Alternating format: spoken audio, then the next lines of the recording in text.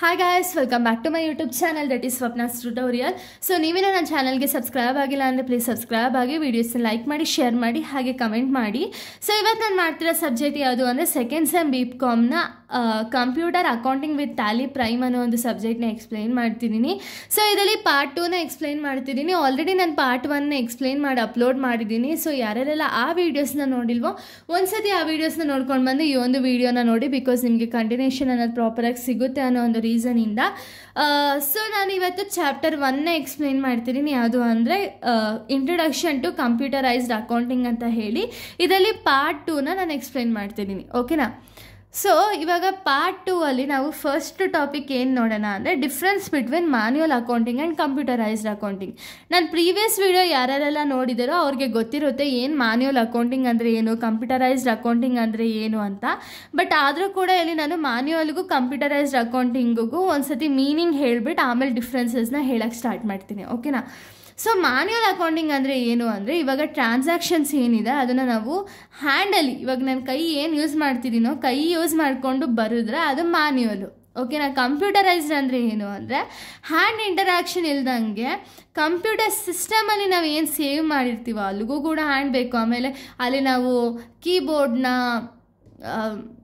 ಕೀಬೋರ್ಡಲ್ಲಿ work ಮಾಡಬೇಕಾದ್ರೆ hand use ಇರಲೇಬೇಕು ಅಂತೀರಾ? ಹೌದು, ಇರಲೇಬೇಕು. ಬಟ್ ಏನು ಅಂದರೆ ಸಿಸ್ಟಮಲ್ಲಿ ಸೇವ್ ಆಗಿರುತ್ತಲ್ಲ ಅದನ್ನು ನಾವು ಕಂಪ್ಯೂಟರೈಸ್ಡ್ ಅಕೌಂಟಿಂಗ್ ಅಂತ ಹೇಳಿ ಕರಿತೀವಿ. ಓಕೆನಾ? ಇವಾಗ ನಾವು ಡಿಫ್ರೆನ್ಸ್ನ ನೋಡೋದಾದರೆ ಮ್ಯಾನ್ಯುಯಲ್ ಅಕೌಂಟಿಂಗಿಗೂ ಕಂಪ್ಯೂಟರೈಸ್ಡ್ ಅಕೌಂಟಿಂಗಿಗೂ ಡಿಫ್ರೆನ್ಸ್ ಏನು ಅಂದರೆ, first point, financial transactions are recorded in the hand in physical books. ನಾನು ಆಗಲೇ ಹೇಳ್ದಂಗೆ ಏನು ನಮ್ಮ ಹತ್ರ ಫಿನಾನ್ಷಿಯಲ್ ಟ್ರಾನ್ಸಾಕ್ಷನ್ಸ್ ಏನಿರುತ್ತಲ್ಲ ಅದನ್ನು ನಾವು ಫಿಸಿಕಲ್ ಬುಕ್ ಅಥವಾ ಒಂದು ಹ್ಯಾಂಡ್ನ ಯೂಸ್ ಮಾಡಿಕೊಂಡು ಫಿಸಿಕಲ್, ಇವಾಗ ಏನು ಈ ಶೀಟ್ ಇದೆಯಲ್ಲ ಈ ಶೀಟಲ್ಲಿ ಬರೆದ್ರೆ ಅಥವಾ ಇದೇ ರೀತಿ ಒಂದು ಬುಕ್ಕಲ್ಲಿ ಬರೆದ್ರೆ ಅದೇನಾಗುತ್ತೆ ಮ್ಯಾನ್ಯುಯಲ್ ಅಕೌಂಟಿಂಗ್ ಅಂತೀವಿ. ಏನನ್ನ ನಾವು ರೆಕಾರ್ಡ್ ಮಾಡ್ತೀವಿ? ಫಿನಾನ್ಷಿಯಲ್ ಟ್ರಾನ್ಸಾಕ್ಷನ್ಸ್ನ ನಾವು ರೆಕಾರ್ಡ್ ಮಾಡ್ತೀವಿ. ಓಕೆನಾ? ಅದನ್ನು ನಾವು ಮ್ಯಾನ್ಯುಯಲ್ ಅಕೌಂಟಿಂಗ್ ಅಂತ ಹೇಳಿ ಕರಿತೀವಿ. ಕಂಪ್ಯೂಟರೈಸ್ಡ್ ಅಂದರೆ ಏನು? ಟ್ರಾನ್ಸಾಕ್ಷನ್ಸ್ ಆರ್ ರೆಕಾರ್ಡೆಡ್ ಅಥವಾ ಎಂಟರ್ಡ್ ಇಂಟು ಅನ್ ಅಕೌಂಟಿಂಗ್ ಸಾಫ್ಟ್ವೇರ್ ಅವರ ಸಿಸ್ಟಮ್. ಅಂದರೆ ಏನು, ಸಿಸ್ಟಮಲ್ಲಿ ನಾವು ರೆಕಾರ್ಡ್ ಮಾಡಿದ್ರೆ ಅದನ್ನು ನಾವು ಕಂಪ್ಯೂಟರೈಸ್ಡ್ ಅಕೌಂಟಿಂಗ್ ಅಂತ ಹೇಳಿ ಕರಿತೀವಿ. ಓಕೆನಾ?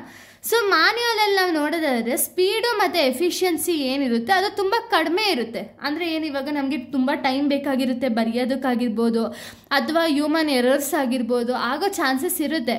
ಬಟ್ ಕಂಪ್ಯೂಟರೈಸ್ಡ್ ಅಕೌಂಟಿಂಗಲ್ಲಿ ಸ್ಪೀಡು ಮತ್ತು ಎಫಿಷಿಯನ್ಸಿ ಏನಿರುತ್ತೆ ಫಾಸ್ಟರ್ ಇರುತ್ತೆ. ಇಲ್ಲಿ ಸ್ಲೋ ಇರಲ್ಲ, ಇಲ್ಲಿ ತುಂಬ ಫಾಸ್ಟ್ ಇರುತ್ತೆ. ಸೊ ನೆಕ್ಸ್ಟ್ ಮ್ಯಾನ್ಯುಯಲ್ ಅಕೌಂಟಿಂಗಲ್ಲಿ ನೋಡೋದಾದರೆ ಅಕ್ಯುರಸಿ ಅನ್ನೋದಿರಲ್ಲ. ಬಟ್ ಕಂಪ್ಯೂಟರೈಸ್ಡ್ ಅಕೌಂಟಿಂಗಲ್ಲಿ ಮೋರ್ ಅಕ್ಯುರಸಿ ಅನ್ನೋದಿರುತ್ತೆ. ಓಕೆನಾ?